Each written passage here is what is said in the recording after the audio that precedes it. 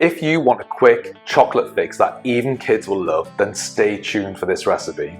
Stick around for my favourite topping ideas. Check out the description for the ingredients and method. For this recipe you'll need 1 cup of rolled oats, 1 heaped tablespoon of cacao, 2 tablespoons of maple syrup and 1 cup of plant-based milk.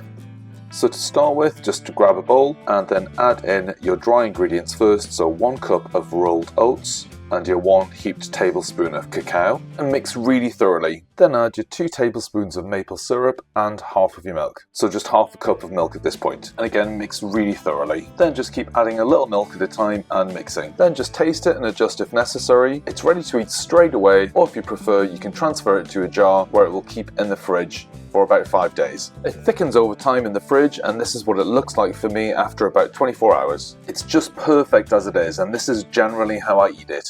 But add toppings that you like. Here are some of my favourites: peanut butter, pumpkin seeds and sunflower seeds, and a ripe banana. So just slice your banana, throw in a handful of each of the seeds and a tablespoon of the peanut butter. Here are some top tips for you. Water works absolutely fine instead of milk if you're stuck. Any seeds or nuts will give it crunch, which is quite a nice difference in texture. Add a teaspoon of cinnamon with the cacao. Try half a teaspoon of vanilla powder with your cacao. Peanut butter with no added extras helps to spread it better. Thanks for watching.